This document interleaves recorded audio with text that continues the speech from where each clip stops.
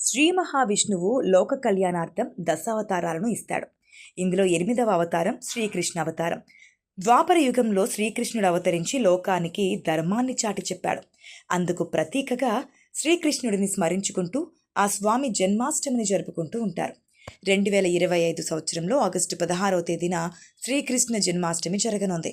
ఈ సందర్భంగా దేశంలో పలుచోట్ల ప్రత్యేకంగా ఉత్సవాలు నిర్వహించనున్నారు. అయితే శ్రీకృష్ణాష్టమి రోజు స్వామి మందిరాన్ని దర్శించి ప్రత్యేక పూజలు చేయడం వల్ల అనుగ్రహం ప్రసాదిస్తాడని అంటారు. అయితే ఈ సమయంలో శ్రీకృష్ణుడికి ఈ ఒక్క పత్రం ఇస్తే ఎంతో సంతోషిస్తాడట. ఆలయాలకు వెళ్ళినప్పుడు దేవుడికి ఎన్నో రకాల పూలు పండ్లు తీసుకువెళ్తూ ఉంటారు. కానీ ఏ దేవుడికి ఏది ఇష్టమో దానిని తీసుకెళ్లడం ద్వారా ఆ స్వామి ఇష్టపడుతూ ఉంటారని కొందరు చెబుతూ ఉంటారు. శ్రీకృష్ణుడికి అత్యంత ఇష్టమైన పత్రం ఏదంటే తులసి. నేటి కాలంలో ప్రతి ఇంట్లో తులసి తప్పనిసరిగా ఉంటుంది. పట్టణాలు నగరాల్లో ఉండేవారు సైతం కుండీల్లో తులసి మొక్కను పెంచుకుంటూ ఉంటున్నారు. అయితే ఈ తులసి చెట్టును దైవంగా భావిస్తారు. ప్రతిరోజు పూజలు చేస్తారు.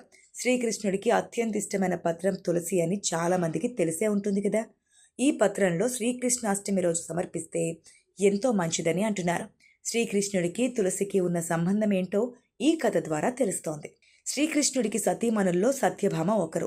సత్యభామకు శ్రీకృష్ణుడంటే ఎంతో ఇష్టం. అయితే ఒకసారి నారద మహర్షి సత్యభామ వద్దకు వచ్చి శ్రీకృష్ణుడికి బహుమతులు ఇస్తే అతడిని పొందవచ్చు అని చెబుతాడు. దీంతో సత్యభామ సరే అంటుంది. ఇందులో భాగంగా ఒకసారి తులాభారంను నిర్వహిస్తారు. ఈ తులాభారంలో ఒకవైపు సత్యభామ దగ్గర ఉన్న ధనం, బంగారం వంటి విలువైన వస్తువులను ఒక త్రాసులో వేస్తారు. మరొక త్రాసులో శ్రీకృష్ణుడు కూర్చుంటాడు. అయితే సత్యభామ వేసిన ఎన్నో సంపదనలకు శ్రీకృష్ణుడు సరితూగడు. కానీ రుక్మిణి వేసే ఒక్క చిన్న తులసి దళంతో శ్రీకృష్ణుడు త్రాసు పైకి లేస్తోంది. పత్రం పుష్పం ఫలం తోయం ఏమే భక్త్యా ప్రయాచ్యతి అనే శ్లోకం ప్రకారం శ్రీకృష్ణుడికి ఎంత సంపద ఇచ్చినా ఇష్టముండదు. భక్తితో ఒక్క పుష్పం లేదా ఫలం ఇస్తే ఎంతో సంతోషిస్తాడు అని ఈ తులాభారం కథ చెబుతోంది.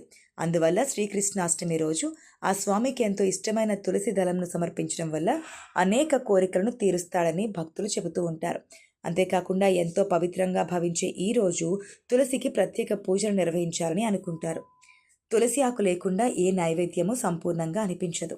కొన్ని ప్రసాదాలలో తులసిని తప్పనిసరిగా ఉంచుతారు.